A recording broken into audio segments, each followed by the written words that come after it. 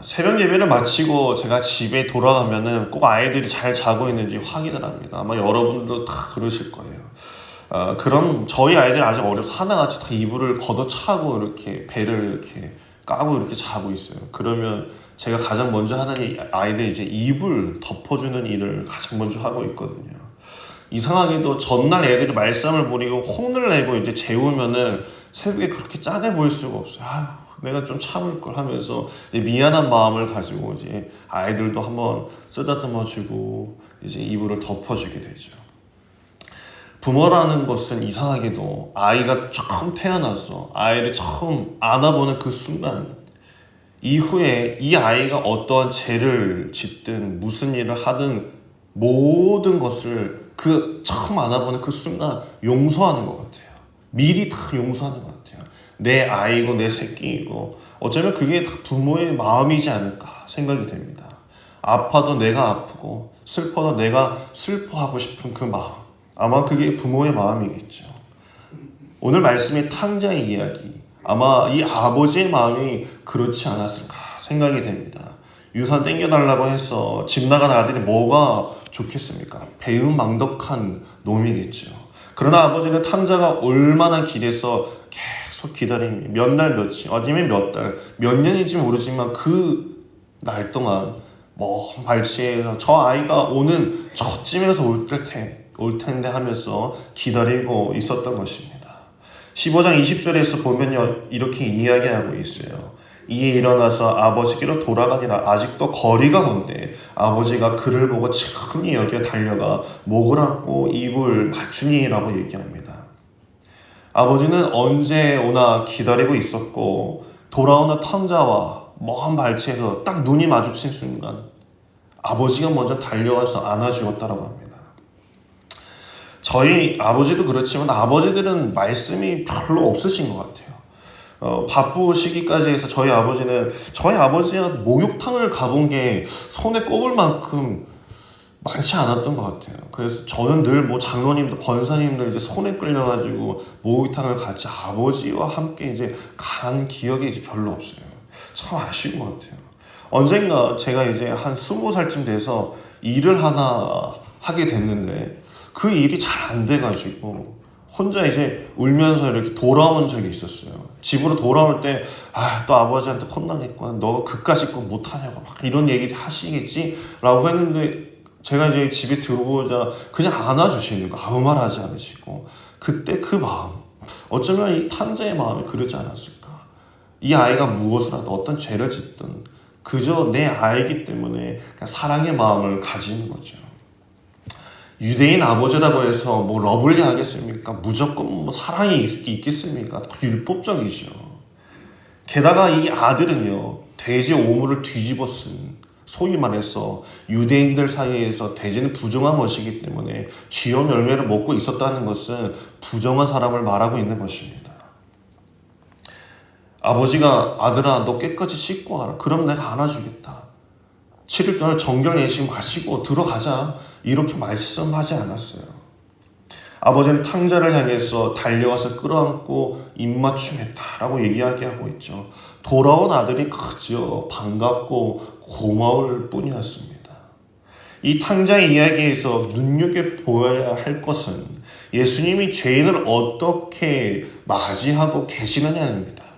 이 누가복음 15장의 앞에 쭉 보게 되면요, 잃어버린 양, 잃어버린 드라크마, 잃어버린 모든 것이 다 그렇게 이야기를 하고 있어요. 다 비유인 것이죠. 이 잃어버린 것은 무엇을 말하는 것일까요? 바로 그 당시에 죄인들을 두고 말하고 있는 것입니다. 죄인과 세리들이 가득한 그 시대, 그들은 소위 인간 쓰레기였어요. 패배자였고 창녀였고 실패자였습니다. 그러나 예수님께서는 잃어버린 그것들, 나는 그들을 사랑하고 있다. 그들이 돌아오는 것, 그 하나만으로도 나는 족하다라고 주께서는 비유로 말씀해주고 계신 것이었습니다. 그 당시의 죄인의 범위는요, 우리가 생각하고 있는 범위와 상당히 넓었습니다. 우리는 죄인이라고 이야기하는 것을 그저 진짜 살인을 짓거나 사기꾼, 그런 것을 죄인이라고 이야기할 수 있겠지만 그 당시 유대인들이 가졌던 죄인의 개념은 못 살아도 죄인이었어요. 몸에 질병이 있고 장애를 가지고 태어나면 그것도 죄인이었어요. 뭐 제자들이 그랬죠. 예수님, 저 앉은뱅이는 누구의 죄 때문에 저렇게 앉아서 태어났습니까? 라고 제자들 또한 그렇게 질문을 하는 것을 보면 유대인들의 관념에서는 죄인의 범위가 상당히 넓었습니다. 종교 지도자들은, 제사장들은, 바리새인들, 서기관들은 그들을 사랑하고 그들을 하나님의 마음으로 품어주는 것, 그것이 종교 지도자들의 모습이었을만 했지만 오히려 그들은 그 모습을 띠지 않았습니다. 오히려 하나님의 저주를 받은 자라면서 너희는 평생 그렇게 살아라. 아이고 저렇게 가난해가지고 하나님의 저주받은 것들 이라고 손가락질하고 살았습니다.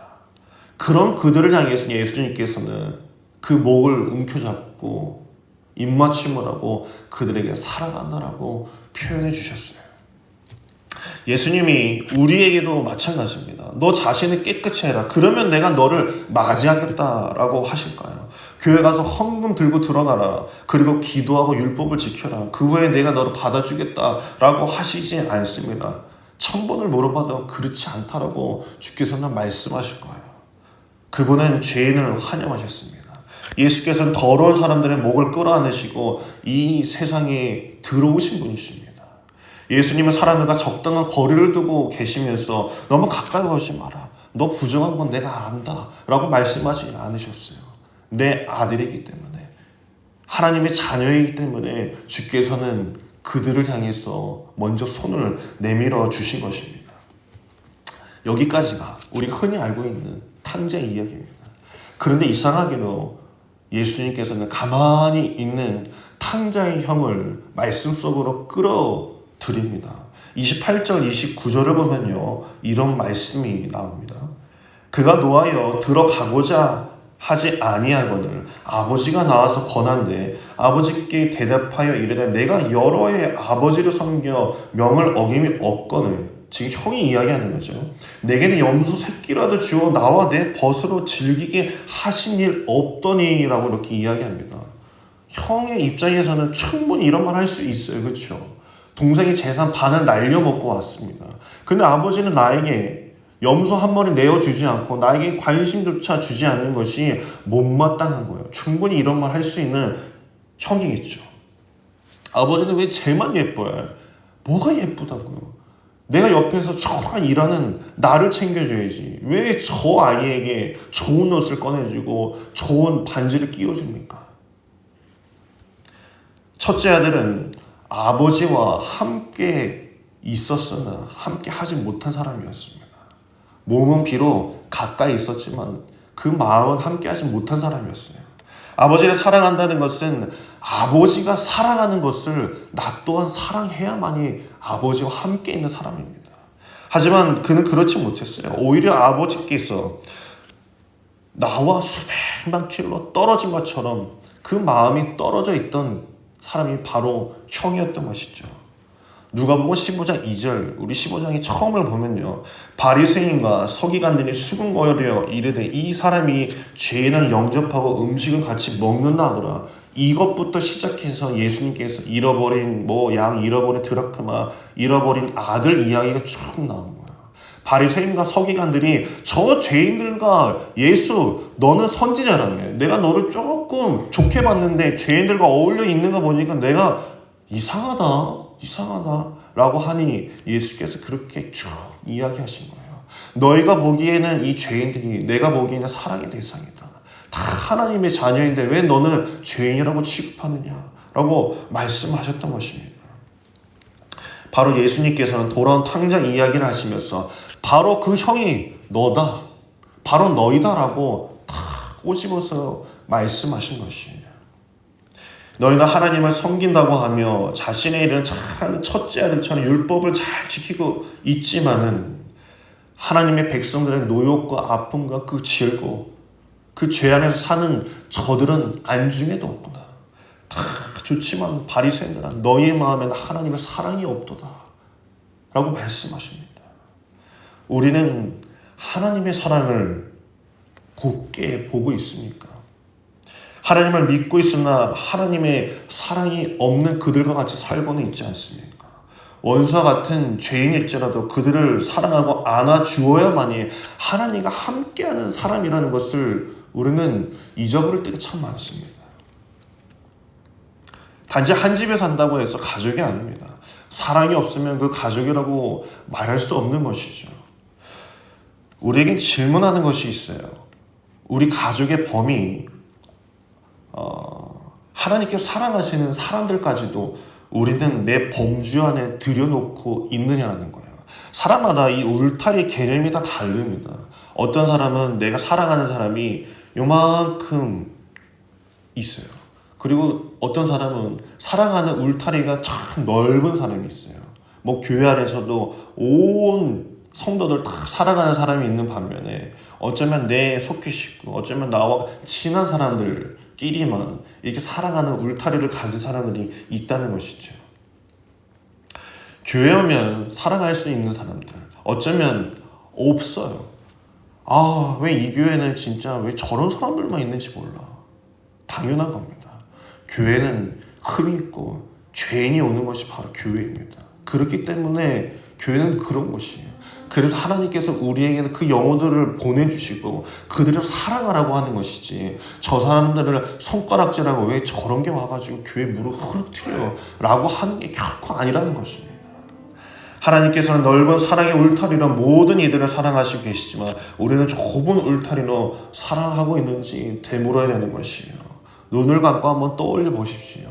내가 내 울타리에 두고 있는 사람은 누구인지, 내 울타리 밖에 세워두고 있는 사람은 누구인지 말입니다.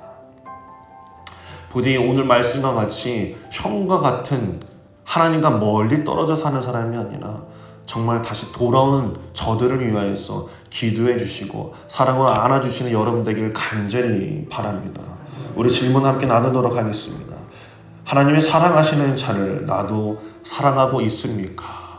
이 질문을 나에게 대질문하면서 내 울타리 밖에 있는 자가, 울며 있는 자가 누구인지 바라보며 이 한 주간 저들을 위해서 사랑의 말 한마디 건네주시고 그들을 위해서 기도해 주시고 그들에게 손 내미는 여러분 되길 간절히 바랍니다. 기도하겠습니다. 자비하신 하나님, 우리가 어쨌든 넓은 품으로 안아주시는 주님의 이름을 찬양합니다. 우리가 죄를 지었든 무엇을 하였든 우리에게 달려와 나를 안아주시는 주여, 오늘 이 시간도 나를 감싸 안아주시옵소서. 많은 영혼들이 당신의 자녀로서 사랑받는 존재임을 잊은 채 굳어져가고 거칠어진 이들의 몸과 마음을 주님의 은혜로 부드럽게 어루만져 주시옵소서. 언제든지 돌아오기만 한다면 안아주실 주님을 맞이하도록 인도하여 주시옵소서. 오늘 나의 울타리를 넘어 다른 이들을 돌아보길 원합니다. 주님이 사랑하시는 모든 이들을 바라보게 하여 주시옵소서. 저 멀리 있는 미얀마 민주화를 위해서 피를 흘리고 있는 저 국민들, 저 혐오 범죄의 대상이 되고 있는 저 아시아인들, 매일 수만 명이 코로나19에 감염되어 브라질과 남미 아프리카 사람들이 죽어나가고 있는데 저 멀리 있다고 해서 나와 상관없는 이들이 아니라 모든 하나님의 자녀임을 믿고 그들을 위해서 기도할 수 있으며 눈물을 닦아줄 수 있는, 사람답게 살아갈 수 있는 길을 열어줄 수 있도록 주여 인도하여 주시옵소서. 정기로